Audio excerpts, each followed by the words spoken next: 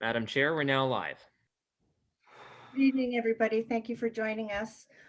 Due to the COVID-19 emergency and requirements for physical distancing, in-person attendance is not permitted at this meeting of the Community Affairs and Planning Committee. This meeting will be live streamed for viewing at www.ajax.ca/live. So I'm going to call this meeting to order. Is there any disclosure of pecuniary interest? Being none, before we do the adoption of the minutes, I would like to call on Mayor Collier, who wishes to say a few words. Thank you, Madam Chair, and members of council, staff, delegates, and the public watching tonight. I wish I didn't have to make the following statement. It's been 2 weeks of heartbreaking news, and it was only 12 days ago that we learned of the tragic discovery of 215 Indigenous children found buried on the site of the former residential school in Kamloops, BC. This morning, we woke up to the horrific hate-motivated car attack of an innocent Muslim family in London, Ontario. Family of 5 just out for a Sunday evening walk were intentionally targeted because of their Islamic faith. The attack killed 4 members of the family that spanned 3 generations, as well as leaving a 9-year-old boy recovering in hospital as an orphan. Inexcusable act of Islamophobia by murder. And this is becoming all too regular, and this needs to change. These attacks are atrocities. Tonight, we relay our sincere condolences to the family of the victims. Pray for the young boy who's lost his entire family. To the London community, we hold you in our thoughts as you mourn this tremendous loss. And to our Muslim brothers and sisters in Ajax, we acknowledge your grief and sadness, and we stand with you to condemn hate in all forms and to send a clear message that Islamophobia has no place in Ajax. Thank you, Madam Chair. Thank you, Mayor Collier. I appreciate you making those comments on behalf of council. I know that all of us agree with you, and we're very saddened by the events that have taken place recently, particularly this morning. Okay, so I have the adoption of the minutes here, moved by Councillor Lisa Bauer, seconded by Regional Councillor Sterling Lee. All in favor? So the meeting April 6, 2021. Any opposed? Thank you. Seeing none, we're going to go ahead with our public meeting 4.1 on the official plan amendment application. And I believe Eric Simpson is presenting. Thank you, Madam Chair. Good evening, Madam Chair and members of council, as well as those members of the public who are joining us virtually. My name is Eric Simpson, and I'm the planner responsible for processing the submitted development applications. My presentation will provide a summary of the development proposal and submitted development applications, which includes official plan amendment application OPA 20A1, zoning bylaw amendment application Z120, and draft plan of subdivision application SA 2020-01, as well as provide an evaluation of the development proposal and related land use planning policy context, and outline and address comments received regarding the development proposal. Please note that this meeting serves as a statutory public meeting for the committee to consider and make a decision on the submitted development applications. The continued review and final approval of the draft plan of subdivision application and any subsequent development applications will be completed by staff.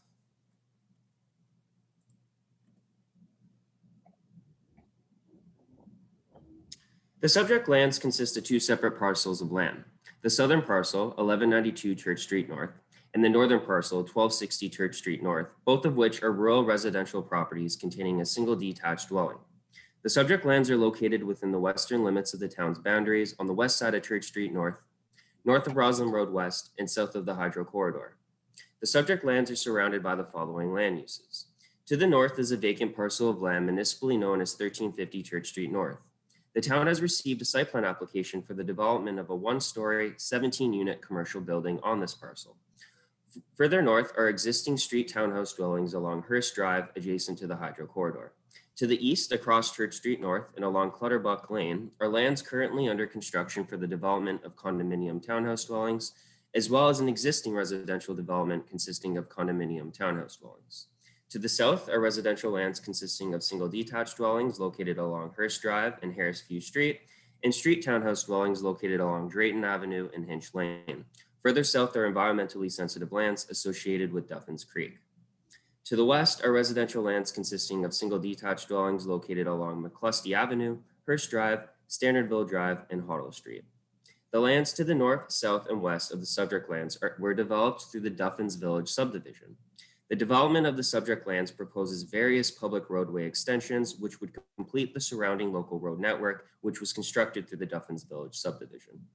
The subject lands are located within a TRCA regulated area of the Duffins Creek watershed. They are regulated with respect to a wetland, drainage feature, and associated floodplain, which extends through the subject lands.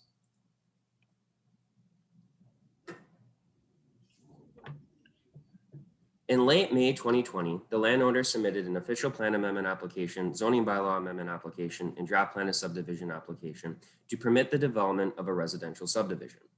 The proposed residential subdivision consists of single detached dwellings, street townhouse dwellings, park and open space blocks, public road and lane extensions, and a future development block, which will consist of block townhouse dwellings within a common elements condominium. Together, a total of 83 dwellings are proposed.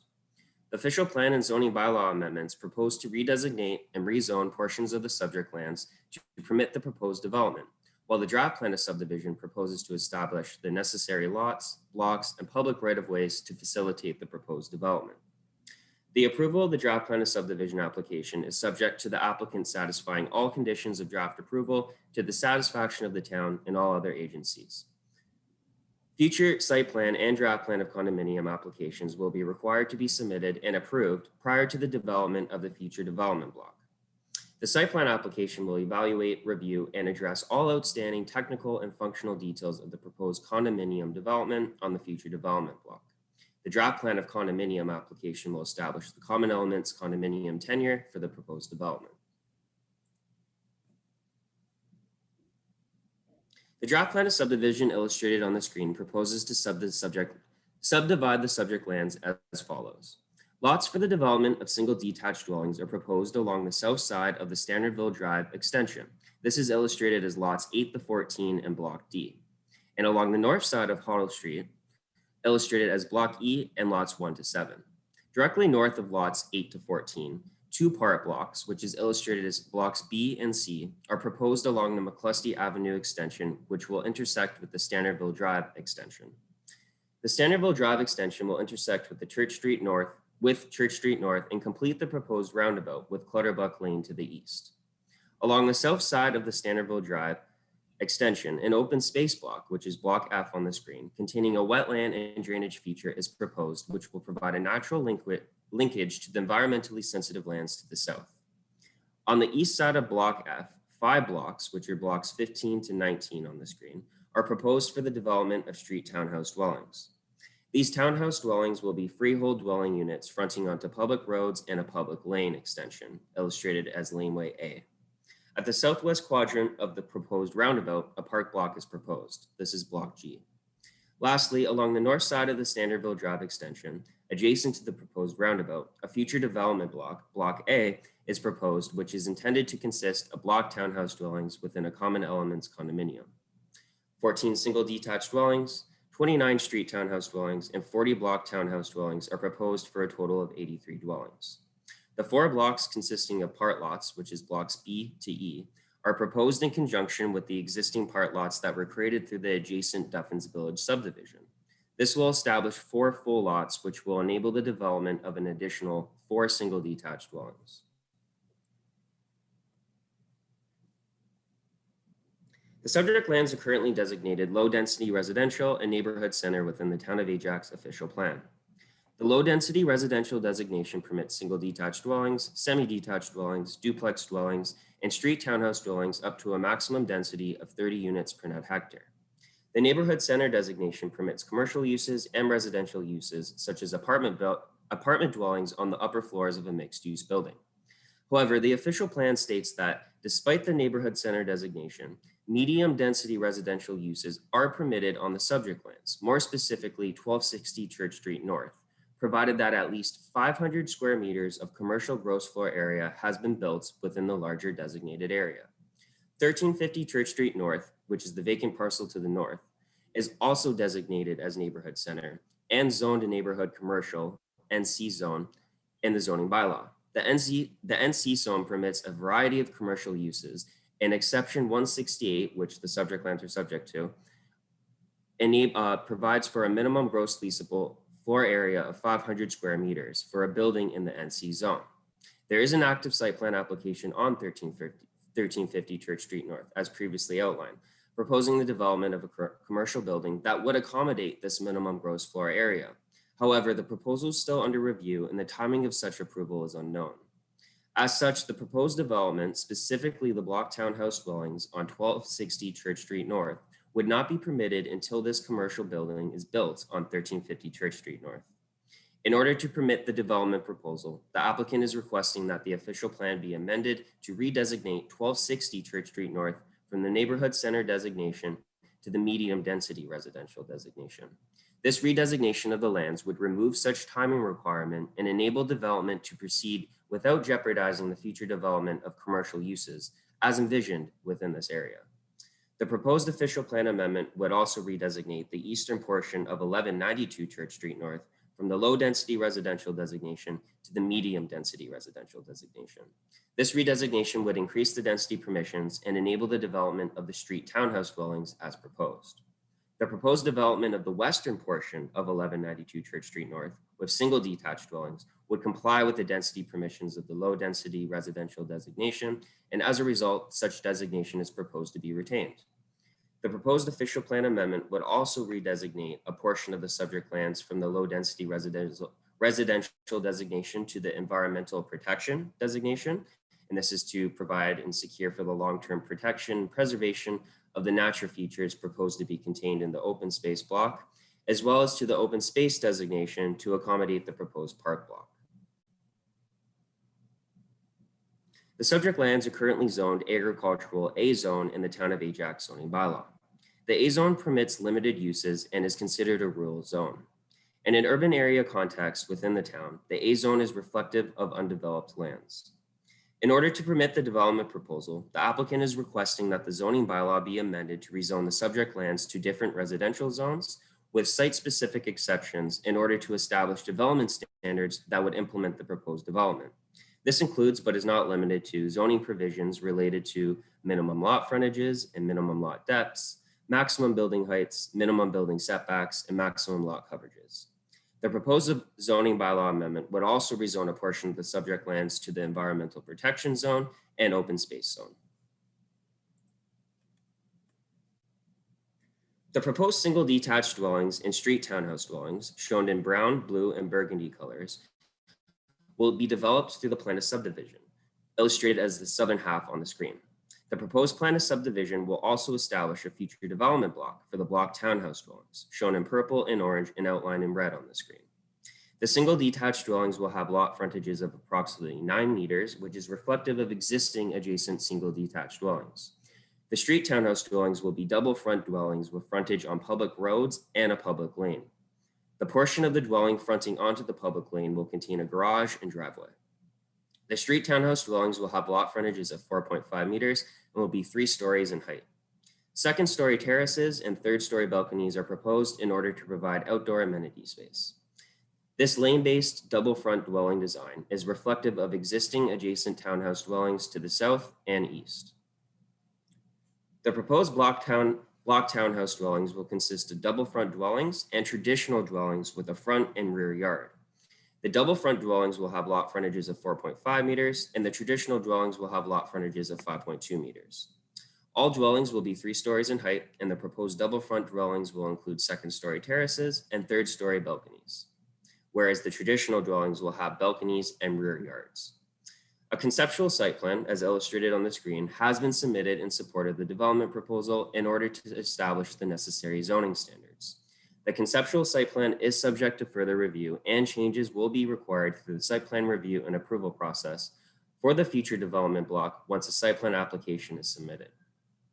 The development blocks will be set parallel to streets with active building facades and a significant portion of the street frontage will be defined by the development blocks in order to provide a sense of enclosure and promote a comfortable and safe pedestrian experience. The proposed development will include safe community design, barrier-free design, and green building and environmental design elements to provide an overall urban design compatible with the policies of the official plan. This includes the provision of on-street bicycle lanes, bicycle parking, barrier-free parking spaces, and barrier-free pedestrian connections, which will be included in the development of the future development block, street trees and tree planting within the park block, as well as planting in the future development block, which will help maintain and enhance the urban tree canopy. Non-invasive plant species are proposed in the open space block, and low-impact development measures are proposed to help manage stormwater and mitigate any potential hydrogeological impacts of the development. For example, rooftop runoff will be directed towards the open space block to increase infiltration for the wetland.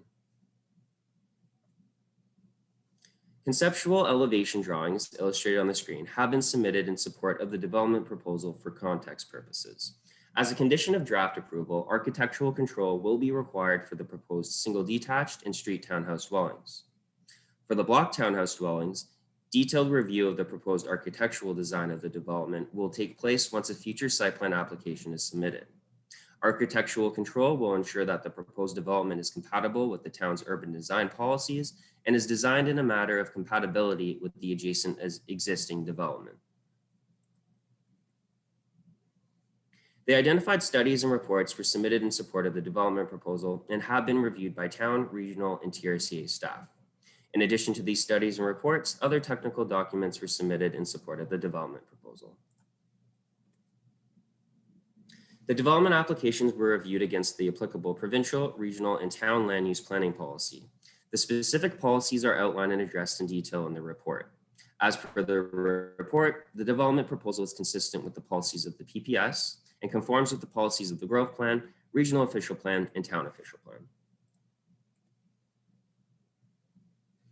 An environmental impact study, EIS, was submitted in support of the development proposal.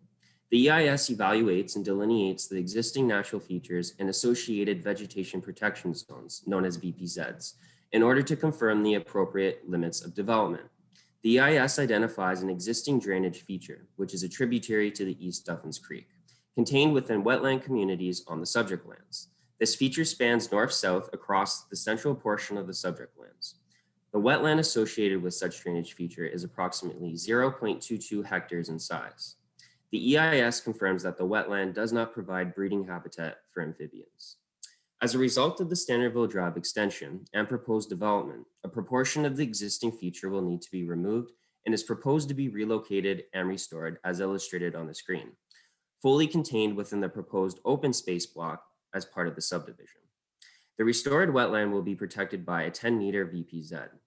The proposed feature design focuses on ecological function enhancements and will include creating wetland features within the associated floodplain to provide enhanced terrestrial habitat, undersizing the restored channel for the drainage feature to promote frequent flooding to support the wetland, and planting and seeding with a native seed mix complementary to the existing vegetation communities. Approximately 0.06 hectares of the existing wetland will be removed to facilitate the proposed Standardville Drive extension. However, this loss has already been compensated for accordingly through the implementation of previous restoration measures through the Duffins Village subdivision. Approximately 0.16 hectares of wetland loss is proposed as a result of the development proposal. The proposed wetland restoration will be approximately 0.10 hectares in area, and therefore the remaining 0.06 hectares of wetland loss will need to be compensated for accordingly as a condition of draft approval. The compensation details and requirements will be further reviewed and finalized to the detailed design stage. The proposed restoration and compensation will provide positive ecological benefits. A transportation impact study, TIS, was submitted in support of the development proposal. The TIS identifies the estimated traffic from the proposed development and impacts on the surrounding local road network. The following is concluded. Upon full build-out, the proposed development is estimated to generate 46 vehicular trips in the weekday AM peak hour and 56 vehicular trips in the weekday PM peak hour.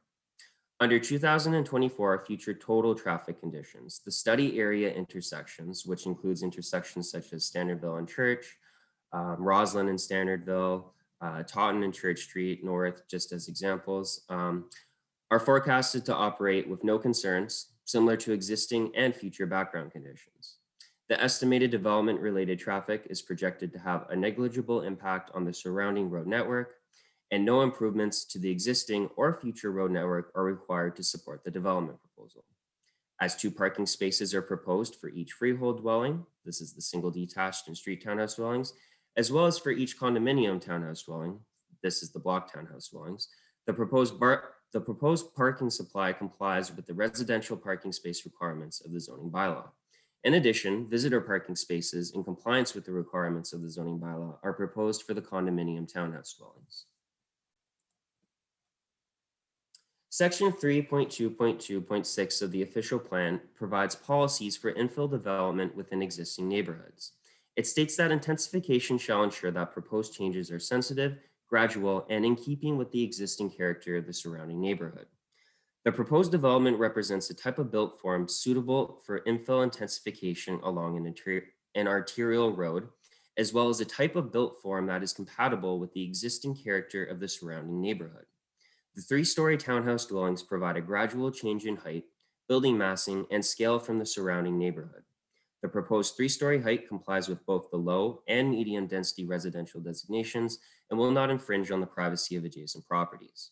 The proposed development will maintain the general pattern of existing streets, lanes, and development blocks, and will complete the surrounding local road network. It will also maintain the general pattern of dwelling setbacks and also maintain the landscape and streetscape features of the surrounding neighborhood. As previously mentioned, the lands to the north, south, and west of the subject lands were developed through the Duffins Village subdivision. The development of the subject lands proposes various public roadway extensions which would complete the surrounding local road network that was constructed through the Duffins Village subdivision. This includes extensions to Standardville Drive, McClusty Avenue, Hoddle Street, Drayton Avenue, and Hinch Lane.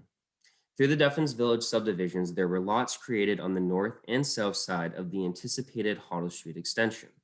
As Hoddle Street currently terminates west of these lots, they have not been developed yet. Part lots were also created through the Duffins Village subdivision, and they are located adjacent to the proposed part lots in this proposed plan of subdivision. This is illustrated as blocks B, C, D, and E on the screen. Together, the part lots will create full lots. The completion of the local road network would enable the development of the lots and part lots outlined above.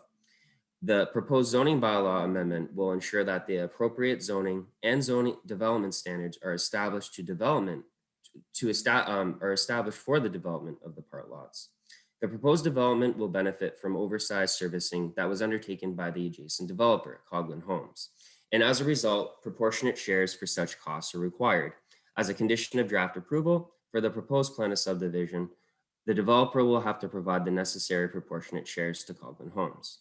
In addition, the developer and Coghlan Homes will need to negotiate appropriate cost sharing arrangements as it relates to the cost of servicing the above mentioned lots, as well as all other necessary cost share items. Such cost sharing details will be addressed as a condition of approval.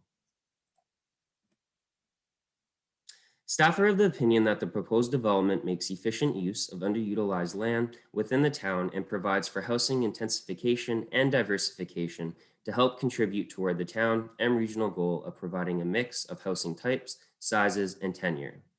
The proposed development provides for compatible intensification while respecting the context of the surrounding neighborhood and reinforcing prevailing development patterns. The continued review and ultimate approval of the draft plan of subdivision will include the finalization of all required drawings and reports, entering into all necessary agreements, and satisfying all conditions of the development to the satisfaction of the town and other applicable agencies. This also applies to the subsequent site plan and draft plan of condominium applications that will be required for the future development block. Therefore, staff recommend approval of the development application subject to the recommendations provided in this report and outlined on the screen. That concludes my presentation. I'm happy to answer any questions that you may have. Thank you. Thank you, Mr. Simpson. I have a question from Councillor Khan. Thank you, Madam Chair. Thank you, Mr. Simpson. You made that sound so effortless. And I'm trying to catch up with you there. But couple of quick questions. What is the size of the entire area? Through the chair to Councillor Khan. Overall, just 1 second. It's in my report. Sorry, I should have caught that myself. Oh, no worries. But while you're looking, there are 2 existing properties there. I drove through, I spent most of my sunset in that area last night trying to see what's happening. And there's Yeah. 2 existing properties in there. What are those and what's the situation with them? Yeah, so the subject lands consist of 2 properties. It's 1192 Church Street North and 1260 Church Street North. Right now, they're just kind of rural residential properties. Each one of them have their own single detached dwelling. And to answer your first question, it's approximately 3.2 hectares in size, and they have about 187 meters of frontage along Church Street North. Okay, thank you. I got that you put in 83 dwellings, and the numbers I got are 40, 29, and 14. Can you give me the names of what I got to put beside those numbers? Because I didn't get them. So 40, what do we have? 40 townhouses? Yeah, so you have 14 single detached dwellings. You have 29 street townhouse dwellings. So that's a townhouse that's on public lanes and public roads. And then 40 condominium townhouse dwellings. Okay, and then the commercial building, right? No, so that's actually a different development proposal. So the lands to the north that are outside of the subject lands, 1350 Church Street North, yes. that's its own development application, and that would be for a commercial development. Okay, so last thing, who's the developer? Of these lands? Yeah, for this project. Yeah, so they're in attendance tonight, but it's a numbered company, but it's a few people. Haber Homes is the main developer, and they've Okay. done other projects within the town. And last question, because my colleagues might probably have questions. We've had 2 open houses on this, public open houses, or just 1? So we had the public open house, and then this is also the statutory public meeting. What were the reviews and the general public's comments on this project? In a summary. There weren't much. The public open house was back in February. There were only a few members of the public who attended. There weren't really concerns. It was more so just questions for clarification, just for information purposes. Most of the, I guess you could say, comments that were required action or more concern were related to the adjacent developer that I had mentioned before, Coughlin Homes. Coughlin Homes, okay. Yeah, and the developer has worked those out, so. Okay, Mr. Simmons, thank you. Good job. Thank you very much. That's all, Madam Chair. Thank you very much. Thank you. I also had a question from Regional Councillor Crawford. Thank you, Madam Chair. Just in one of the, sorry, my bad. One of your slides, I don't know if it's the same matching ones that you have as it's what's in the report, number 5. I see like a half circle there on Church Street. Now I know when this original development started, we had talked about traffic circle roundabout. Is that still proposed with the growth that's happening in this area? Through the chair to Regional Councillor Crawford, yes, that's correct. So that half circle represents the northwest and southwest quadrants of that proposed roundabout. So the intent is that there will be that roundabout that would be built from Church Street on the west side, Clutterbuck Lane on the east side, and then, Standardville Drive on the west side, and then Clutterbuck Lane on the east side. Excellent. I'm glad to see that that's still happening. Do we know a timeline, or does that happen kind of after the fact? The timeline's a little unclear right now, and a big reason for that is because the existing dwelling on 1260 Church Street North of the subject lands is actually occupied, and the owner has a lease agreement with that the resident that lives there. So until they are able to, vacate that property, the roundabout cannot happen because the required right-of-way widenings that we need for that would basically put the roundabout directly adjacent to the house. So it's not safe. So for the time being, it all kind of depends on what the status of that is, but it may go forward just as a, a typical just T intersection, like a 2-way stop. But the ultimate intent is to have the roundabout. And, the development of these lands gives the town the ability to get those lands that we needed for the roundabout. Right. Yeah, that's great. That's good news. I like that. Thank you very much for your report. Are there any further questions from council? Regional Councillor Lee? Thank you, Chair. Through you to staff, I'm not an expert, but I think garbage trucks can adequately maneuver through this development when built, as far as you can Through tell. the chair to Regional Councillor Lee. Yeah, so the southern half, which is all the freeholds, that would all be typical regional pickup. For the northern half, which would be the condominium, the details of the garbage collection still need to be worked out because the formal site plan application still hasn't been submitted.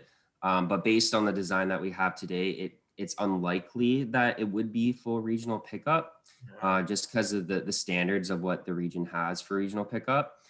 So in that case, it would have to be private waste pickup, and we would make sure that, the necessary clauses go into the site plan agreement, all purchase and sale agreement, the condominium declaration, just so that everyone's fully aware and it's transparent. So this isn't, I mean, just this, not for nothing, but this isn't the first time that this has happened in Ward 2 where, trash has become an issue. And ultimately, like, I'd love to see, like, I understand like site plan comes after the bylaw approval, but I always want to see a worked out idea of what they want before like we give it approval. I'm sure, listen, like, just like Councillor Khan, I drove past this. It makes sense, everything they're describing here. So I have no problem with that, but it's always after things are built that we say to ourselves, oh, I wish planners looked at this, or why is it, why is this half of the street have, private trash, but the other half has public trash? And that leads to, just issues down the line. So I kind of wish they had to submit a formal site plan at this point. I understand that's not required, just an observation on my part. But yeah, I mean, it looks great. I think, we would not get any issues from any residents in this area. It's that whole area is still kind of being built. And so we're very much looking forward to seeing the final product.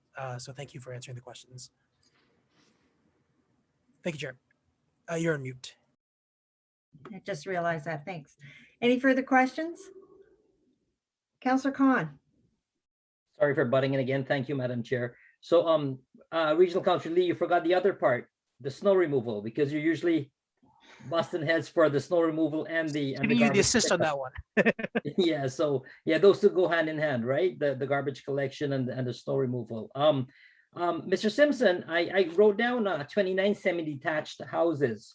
Would that mean 58 units? 29. Sorry, that's 29 street townhouse dwellings. So no, that's just 29 townhouse units. Townhouse. Okay. Yeah. What is the 40? So that's an additional townhouses, but those are the townhouses that will be part of the development block. That's a condo, so not freehold. I understand. And to answer the snow removal, we have to keep in mind that these are although they'll be part of a condo, you will actually have a lot. So it wouldn't be much different than just your typical subdivision homes where you would, shovel your own driveway. You're going to have a bit of a yard to place your snow. So it's going to be very similar to that type of situation. Does that satisfy you, Regional Councillor Lee? I'm going to wait for the proponents to come on as well. I have a few questions for that. Okay, good. All right. Thank you, Mr. Simpson. Thank you, Madam Chair. Thank you. So just any other questions before we leave here? Okay. As this is a statutory public meeting, we did receive one letter of correspondence from Ian McCullough to Mr. Eric Simpson, basically stating further to our discussion, we have reviewed your report and conditions of approval and are pleased to offer our support. Thank you for your assistance. Regards. And we also have one delegation this evening, Mr. Syed. You are welcome, Mr. Syed, to come in and speak before council with your comments. And Yes, thank you for coming. Yeah, thank you for having me. I really appreciate the opportunity to listen in. I'm really excited about this new development. I can't wait until it's done. I reside in 108 Harrisview currently, and so I think one of the concerns that I had about the new development is the design of the streetscape. I wanted to know if there will be, so on Standardville currently there is a bicycle lane on the right side of Standardville adjacent to the park. And then next to the bicycle lane, there is a area for cars to park, right? So I was wondering whether that design will still carry through in the Standardville extension, because I know that a lot of people utilize that bicycle lane, and that design is really effective in encouraging active transport in the neighborhood. Thank you. Mr. McCullough, or Mr. Simpson, can you answer that question? Yeah, so through the chair, maybe we can pull up the plan just so it's a little more clear. Sure.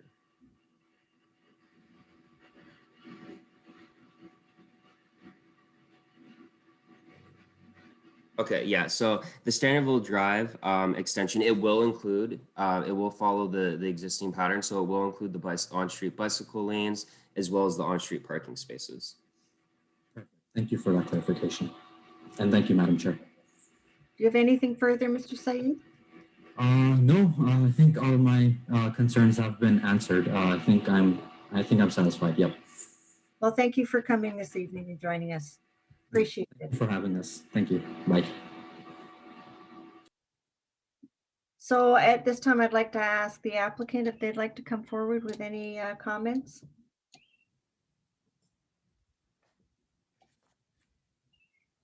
Hi there, good evening.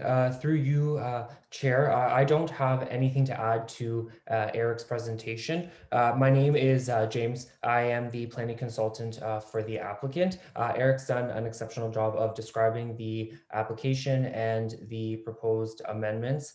Overall, we will continue to work with staff to finalize the planning documents, the conditions, and make sure everything is satisfactorily addressed. So if there are any questions for me, I'm here to answer them. Thank you. Regional Councillor Lee has a question. Thank you, Chair. It's not so much a question as it is a statement. The driveways that you're going to build for these homes, I'm just going to implore you, like, you can absolutely build them to the absolute minimum, and that will absolutely suffice as far as our planning is concerned.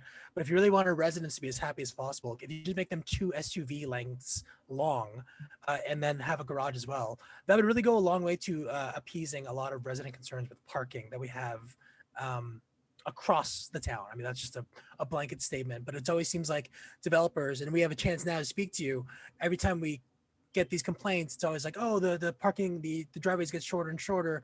I can't properly fit 2 cars there. Where am I supposed to park my car? Then it's downloaded to the municipality. So again, I don't know how far you've gone in site plans or like your measurements, but if we can get those driveways to at least 2 SUV lengths, then I'll be incredibly happy with this development. So that's just my 2 cents. Thank you. James, did you want to reply to that, or do you have an answer to that? It's not an easy one, I know. No, so I was going to say, so as the planning consultant, the landowner and developer is here as well, and he's heard your comments. Glenn is here, and so where possible, you'll see that the driveways have been maximized, but where you see that there are some pinch points for rear yards, in order to give an adequate outdoor amenity space, the building has been placed in a sense to provide that minimum driveway.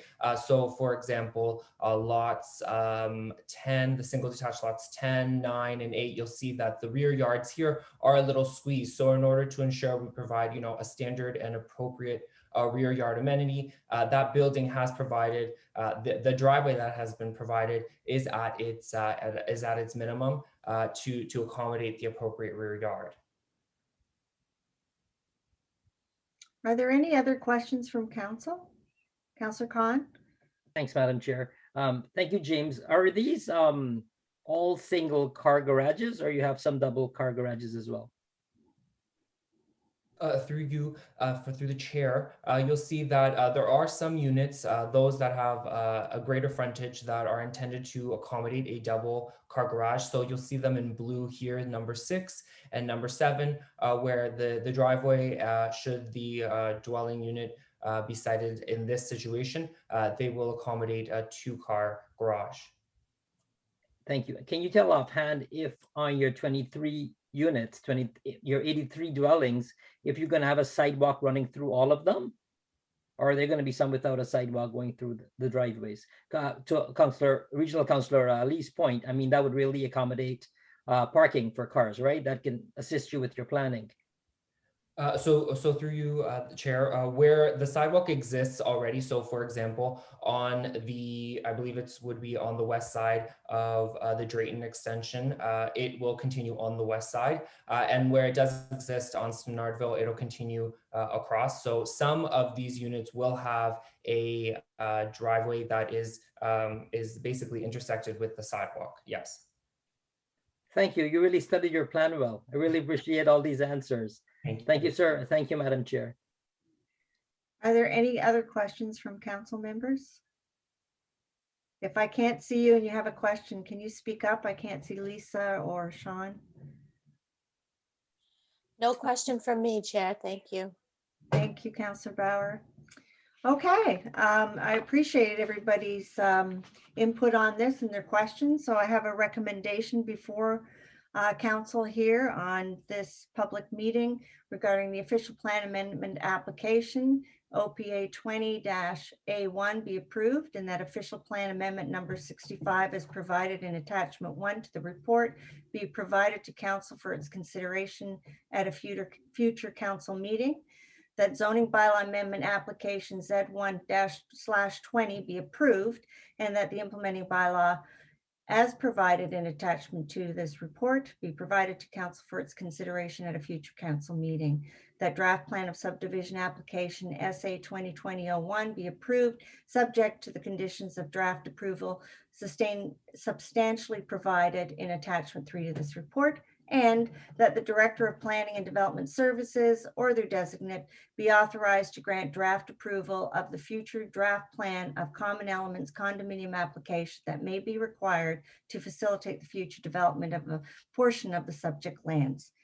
And that is moved by Councillor Tyler Moran and seconded by Regional Councillor Crawford. Thank you very much for your presentation, Mr. Simpson. It was great tonight. It had a lot of information there. Point of order, Chair. Do you have a question? Just the vote. Okay. Sorry. So all in favor of the motion or the recommendation before us? Are there any opposed? Thank you. So we're going to move on then to item 5.1 on your agenda. If I can get there. You have to bear with me a minute while I move this mouse around.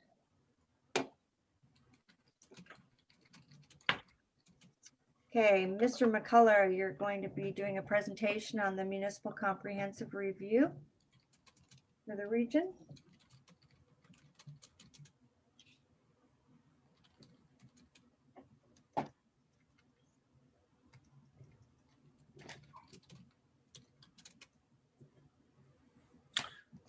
Thank you, Madam Chair. Good evening, members of the committee. My name is Sean McCullough. I'm the Supervisor of Planning, Policy, and Research for the town of Ajax. Today, I'll be providing an overview of the region's proposed policy directions report that was released as part of the Municipal Comprehensive Review of the Regional Official Plan, and as well as some of staff's comments on this document. So the region released this proposed policy directions report March 2nd for a 120-day comment period. So this directions report is a follow-up to a series of discussion papers that were released in 2019 and 2020, which the town did submit comments on at that time. So with this report, it outlines a series of topics that outline how the structure of the future regional official plan is intended to be designed. So those topics include prosperous economy, healthy communities, supportive infrastructure, vibrant urban systems, thriving rural systems, protected greenland system, connected transportation system, as well as the necessary supporting sections. So the first section being prosperous economy, the region has identified that it will continue to ensure that there's an adequate supply of serviced employment lands. It will continue to promote collaboration between local post-secondary institutions and businesses, supporting agricultural as well as agri-food sectors, including agritourism and on-farm diversified uses, supporting the expansion of leading technologies such as broadband infrastructure, and the recognition of the Pickering Airport. So overall, staff supported these comments and didn't have many comments. However, we did support that requiring strategic growth areas to be appropriately serviced to support their growth potential in the future, as well as using the growth plan's reference forecast while continuing to aspire to achieve the 50% jobs to population ratio as opportunities arise. The healthy community section is extensive and it touches on a number of subtopics. So under the sustainability umbrella, policy directions include introducing the council endorsed greenhouse gas reduction targets into the region official plan, encouraging and supporting climate resilient development by encouraging energy efficiency, water conservation, green building design and infrastructure, as well as improving air quality by promoting alternative forms of transportation, increasing the tree canopy, and promoting more compact built form. The policy directions report proposes to introduce a complete community subsection, which include a number of policies such as including a full range of housing options, requiring policies that permit urban agriculture, requiring urban design subsection that promotes placemaking, sustainable landscaping, and upgrading gateways to the region, emphasizing the importance of protecting distinct character and heritage downtowns, encouraging economic development by locating businesses, restaurants, cafes, and other attractions into downtowns. To support diverse housing, the region is also proposing to update definitions while maintaining the current definition of affordable housing. They're also add policy to encourage less expensive housing options such as secondary suites, micro homes, purpose-built rental, medium and high density residential as well as strengthening protection of rental housing from condo conversions and demolition control. So overall, again, staff supported the majority of the comments that were outlined in this section of the report. Some of our comments that we did have though include recommending that the region also encourage EV charging or installation of conduit in new residential development. The town is also exploring this through the Green Development Design Guidelines. Requesting that detailed information on green infrastructure not be required as part of a complete application to the region, as we feel that this is better left to the area municipality to be incorporated into the site plan process. Staff support the region establishing regional tree canopy targets for the urban and rural system, as this was a recommendation in the Carruthers Creek Watershed Plan as well. The region is proposing to recognize downtowns as key destinations while protecting their distinct heritage and culture. Staff support the introduction of policy to balance intensification with heritage, while ensuring similar policies apply to corridors such as through Pickering Village. The region has proposed policy to allow consideration of rental conversion provided that a net benefit is provided, and staff have recommended some items to consider when evaluating rental conversions. The supportive infrastructure section discusses green infrastructure such as low impact development, waste management, such as recognizing the region's long-term waste plan, support for energy from waste facilities, as well as requiring regional official plan amendments for new waste disposal sites that require environmental assessments. Energy, including promotion of alternative and renewable energy sources, is promoted. There's also promotion of community energy planning within secondary plans and prohibition of large-scale commercial renewable energy facilities on prime agricultural lands, and staff support these policy directions. For the vibrant urban system, the region is proposing to review and refine the boundaries of centers such as downtown and uptown Ajax, as well as the corridors. This includes proposing to identify Kingston Road as a rapid transit spine intensification corridor, which would be planned to be the key corridor through the region. The existing density targets in the SGAs and the corridors will be reviewed. And finally, the living areas designation will just be renamed to community areas just to reflect provincial policy. Staff support the early policies and will wait for the growth management study, which is anticipated to be reviewed in the fall for comment. Staff again did support the reference population and employment forecast that were outlined in the growth plan, as well as the region's intent to outline 5-year increments of those population projections.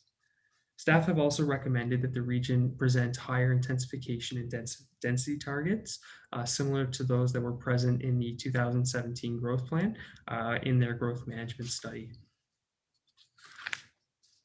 The report also discusses a number of topics related to employment areas.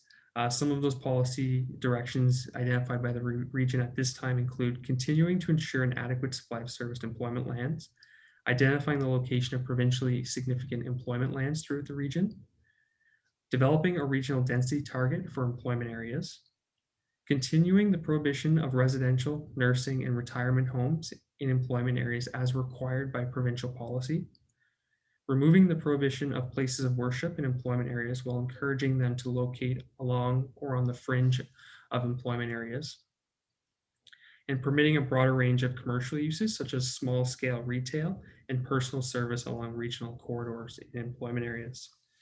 Staff have commented that enhanced commercial uses should also be considered along local corridors as well, at the request of the area municipality. And one location for this that we've commented in the past was along North Harwood.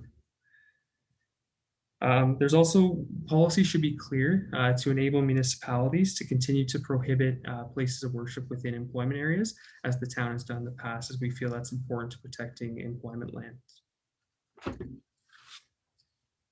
So as the region intends to delineate the boundaries of regional centers in the regional official plan, they've requested feedback on potential expansions. They've also acknowledged that some municipalities may be approached to discuss the size of their regional centers that may be unlikely to meet their long-term density targets. Although both downtown and uptown regional centers in Ajax currently have relatively low densities, staff feel that development interest in these areas will likely contribute to achieving those density targets over the long term. In the downtown, staff are recommending one minor addition to the downtown regional center, and this is the addition of the Salvation Army location to the downtown. And we just feel that this would permit a more broad range of uses in the future should they offer different services to the community. No changes are being recommended to the Uptown Regional Center at this time. Staff intend to review and consult on other minor adjustments to these regional centers through the town's official plan review, as we feel that there'll be more opportunity for local consultation. The Thriving Rural System identifies policies on a number of topics, such as a review of cemetery permissions in prime ag lands.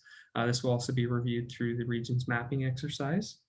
There's a discussion on cannabis production, with the region intending not to provide any policy direction on cannabis production and leaving that to the area municipalities to decide how they feel that should be achieved. Permitting on-farm diversified uses by limiting their size to 2% of a site area to a maximum of 1 hectare. And there's also a number of policies on rural lot severances and aggregate resource extraction. So again, staff support the majority of the comments that were included in this section. We did recommend that policy be considered to permit short-term on-farm diversified uses that may exceed some of those area requirements. So if you think of something such as a corn maze or something that may appear for a very short duration.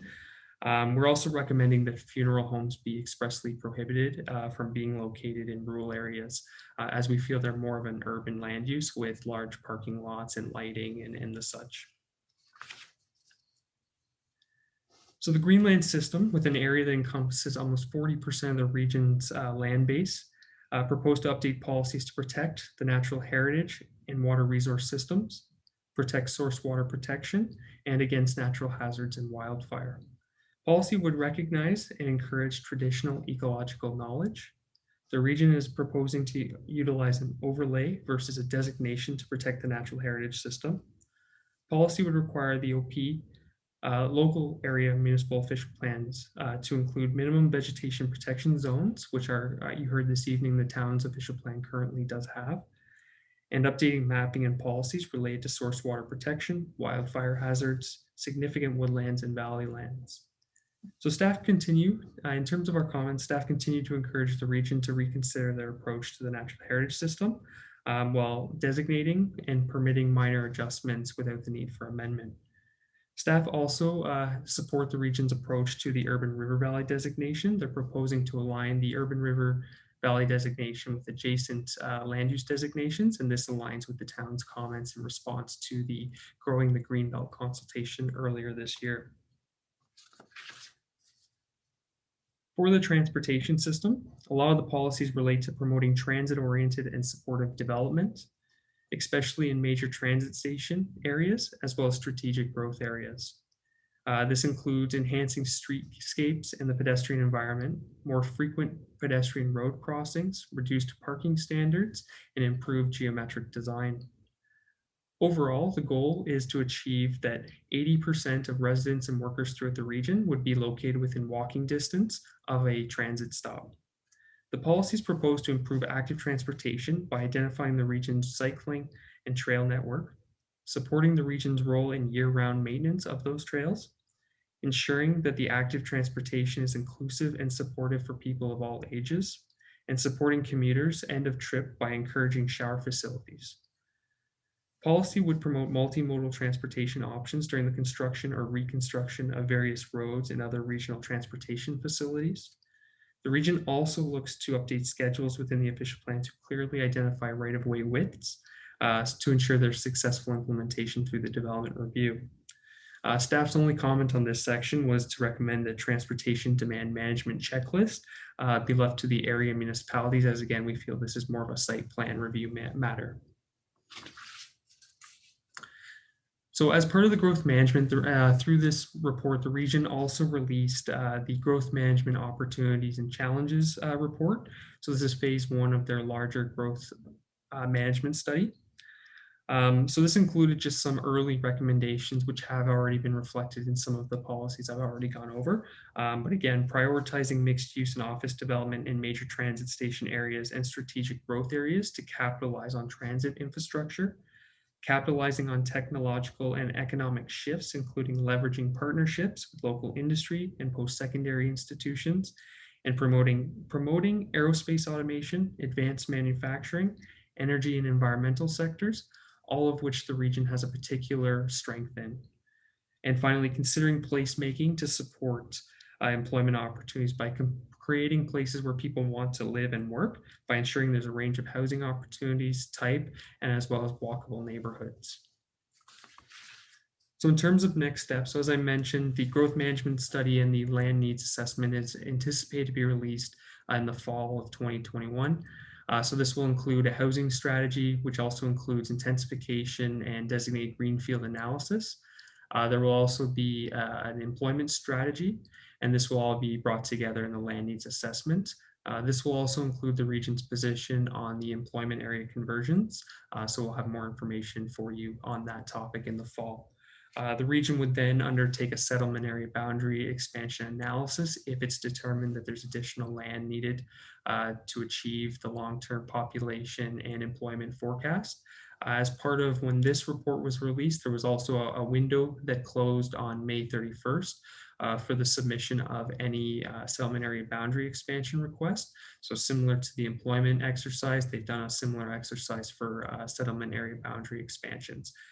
To date, there's been approximately 2,600 hectares already submitted for conversion, and that was when this report was released, so I'm unaware of what's been submitted since that time.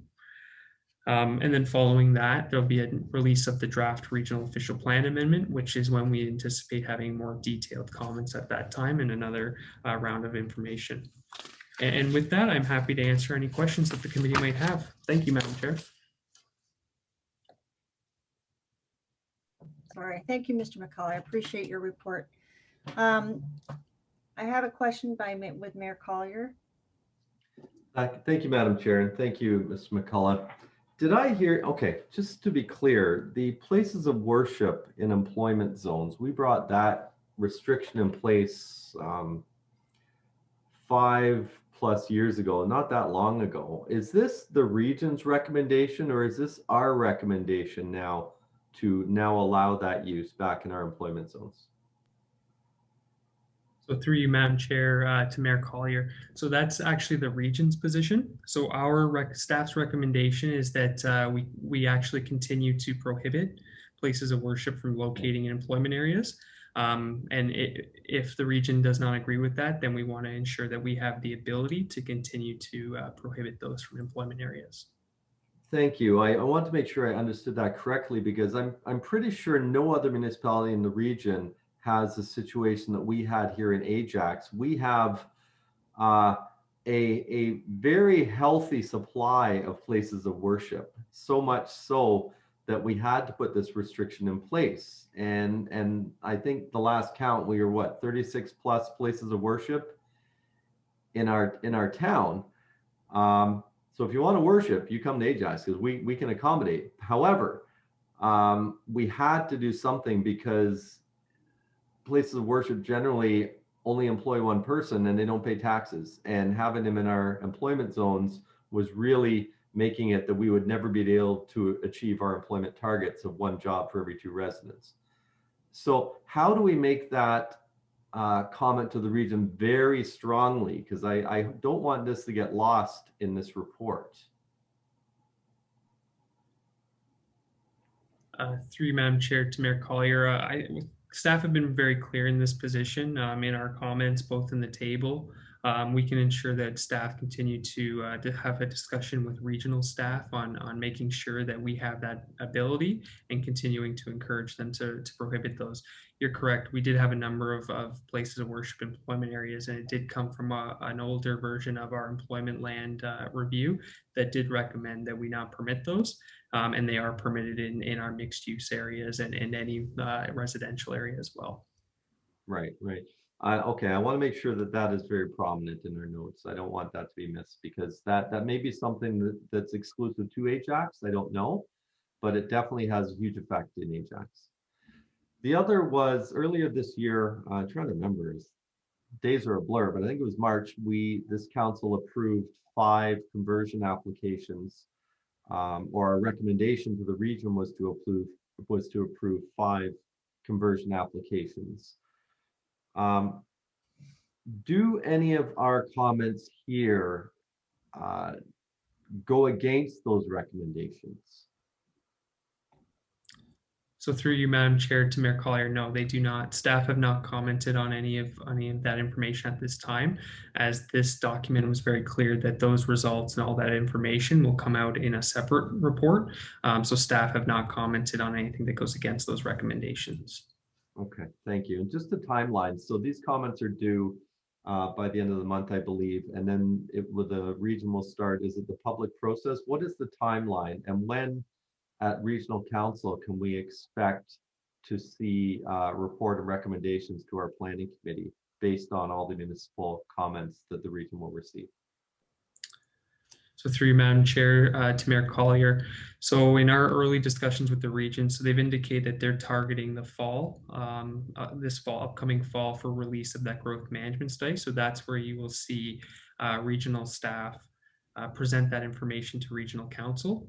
We're anticipating that staff would start to review that information around that time, and then we would respond accordingly after that. The public process for the regional official plan amendment would be anticipated sometime following that, with a deadline of July 2022. I'm anticipating that regional official plan amendment, we would either see it early next year or in the spring as well for review and comment. Okay, after we make our comments, will there be any follow-up from Ajax staff with the region? Will there be any meetings to discuss, or do we just make our comments and hope that the region addresses them? So through you, Madam Chair, to Mayor Collier. So staff, we sit on the area municipal working group. So we meet regularly on a monthly basis as the topics come up. So with these comments, we would meet with the regional staff, provide clarification when needed.